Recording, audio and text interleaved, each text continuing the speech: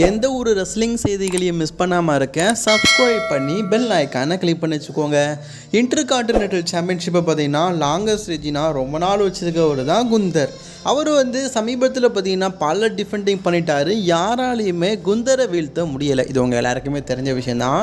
குந்தரை வீழ்த்த போகிறது யார், ரெஸ்ல்மேனியாவில் குந்தர் கூட மோத போகிறது யார் அப்படிங்கிறத பற்றி தான் ஒரு சின்ன டாப்பிக்காக இந்த வீடியோவில் பார்க்க போகிறோம்.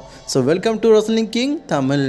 குந்தரை பொறுத்த வரைக்கும் ஒரு நல்ல சாம்பியன் தான். இருந்தாலும் அவர் 600 நாட்களை மேலே கடந்து சாம்பியன் ஆகிட்டார்ல, அவர் ஒரு ஹெவி வெயிட் மெட்டீரியலாகவும் ஆகிட்டார்ல, அதனால் இன்டர் கான்டினென்டல் சாம்பியன்ஷிப்பை தோத்தே ஆகணும். ஏன்னா ஒரு ஹெவி வெயிட் சாம்பியன்ஷிப்புலாம் மோதணும். அந்த வகையில் ஜே ஊசோவை நான் கண்டிப்பாக சொல்லுவேன். ஜே ஊசோ ஒரு சிங்கிள் டைட்டில் வின் பண்ணணும்னு சொல்லிட்டு ரொம்ப நாளாக காத்துட்டு இருக்காரு. ரோமன் ரெயின்ஸ் சைடு இருந்து எப்படி டைட்டில் போடுவாங்குவாங்க அப்படி எதிர்பார்ப்பு இருக்கும். அதே மாதிரி ஜே ஊசோ இப்போ சிங்கிள் டைட்டில் வின் பண்ணுவார் அப்படிங்கிற எதிர்பார்ப்பும் இருக்குது. ஏன்னா டாக் டீம் டைட்டில் மட்டும் தானே வின் பண்ணியிருக்காரு.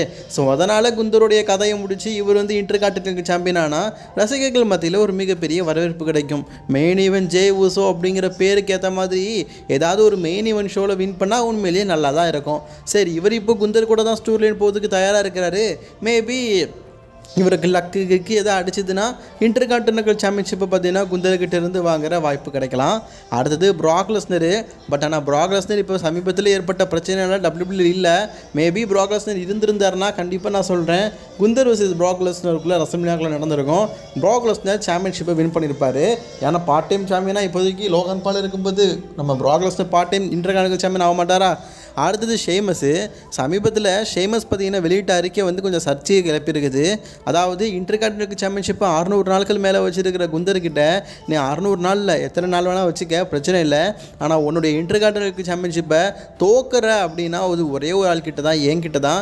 உன் இன்டர் கான்டினென்டல் சாம்பியன்ஷிப்பை நான் தான் வாங்க போகிறேன் அப்படிங்கிற மாதிரி ஓப்பன் டாக்காக சொல்லியிருப்பார். ஸோ அதை வச்சு பார்க்கும்போது மேபி ஷேமஸ் குந்தர் கூட மோதுறதுக்கு வாய்ப்பு இருக்கலாம் அப்படிங்கிற மாதிரி சொல்லப்படுது. அடுத்தது பிரான் பிரேக்கர். கடைசியாக நம்ம பிரான் பிரேக்கர் கிட்ட தான் பார்த்தீங்கன்னா குந்தர் ரொம்பவே க்ளீனாக தோற்று போயிருப்பார். ராயல் ரம்பிள் எலிமினேட் ஆகிருப்பார். இந்த மாதிரி பிரான் பிரேக்கர் செய்த ஒரு சில செயல்கள் மற்றும் இப்போ இந்த வாரம் நடந்த ராலெல்லாம் பார்த்தீங்கன்னா குந்தருக்கு அகேன்ஸ்டாக நேருக்கு நேர் பார்த்துருப்பார். இந்த மாதிரி விஷயங்களை பார்க்கும்போது பிரான் பிரேக்கர் கூட நம்ம குந்தர் கூட இந்த வருஷம் ரெஸ்ல்மேனியாவில் மோதலாம்.